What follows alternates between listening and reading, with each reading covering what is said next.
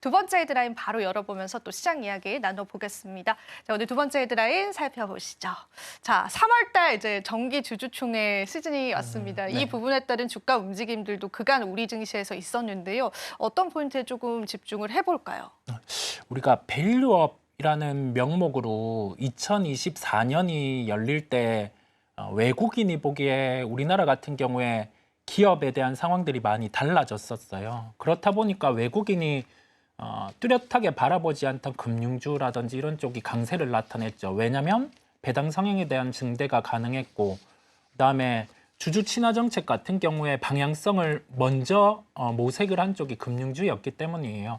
그런데 좀 유야무야가 됐죠. 지금 상황 속에서 시장의 한 축에서는 뭐 상법 개정안 이런 부분들이 계류 중에 있지만은 진행을 하려고 하고, 3월 주총 시즌에 좀 주목을 할 점은 행동주의 펀드의 직접적인 행동, 그다음에 그 경영권과 관련된 분쟁 요소가 있는 기업들 같은 경우가 주목이 된다라는 점이에요. 이게 왜냐하면 대주주와 그렇지 않은 지분을 쫓아가는 다른 주주 간의 간극이 좁혀져 있고, 그다음에 여기에서 지분을 늘릴 수 있는 점을 공표를 했다라고 하면 3월 주총 시즌 전까지는 공백일 수 있지만은 이 주총에서 쫓아가는 주주 같은 경우가 원하는 바가 진행이 안 된다라고 하면은 좀 강한 액션을 취할 수 있기 때문이에요. 그래서 우리가 생각할 점은 두 가지 축으로 생각을 하면 될 것 같습니다. 2024년의 화두가 밸류업으로 인해서 금융업종 같은 경우가 새롭게 부각이 되었다라고 하면은 2025년의 화두는 행동주의 펀드 같은 경우가 시장에서 평가 절하를 받는 기업의 재가치를 찾아가는 하나의 행동이 본격화될 수 있음을 말씀을 드리고요. 기존 대주주와 쫓아가는 주주의 지분 간극이 좁혀져 있고 공식적으로 여기에서 경영권에 대한 행사 같은 경우를 한다라고 이야기한 기업들 같은 경우는 단기적으로 주가 같은 경우가 흔들릴 수 있겠지만은 3월 이벤트를 놓고는 뭐 관심을 가져야 됨을 말씀드릴 수가 있겠습니다. 주총 시즌 굉장히 또 중요하잖아요, 우리 시장에서. 그럼 조금 더 시각을 좁혀주셨으면 좋겠어요. 어떤 기업들 조금 봐야 되고 어떤 섹터들 봐야 하고 특별히 눈여겨보는 그런 종목군들도 있으실까요?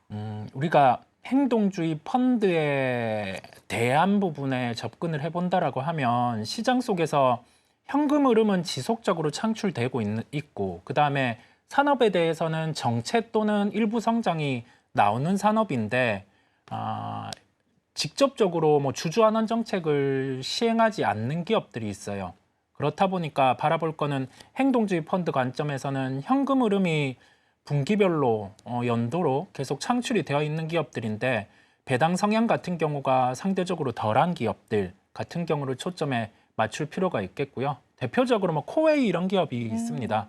최근에 행동주의 펀드에서 이 지배구조 외에 이제 어느 정도 주가에 대해서 증진을 위해서 액션을 내비쳤고요. 그다음에 기존의 주주, 그리고 대주주와 쫓아가는 주주 같은 경우의 입장에서 좀 간극을 좁힐 수 있는 쪽은 뭐 항공업종에도 존재를 하고요.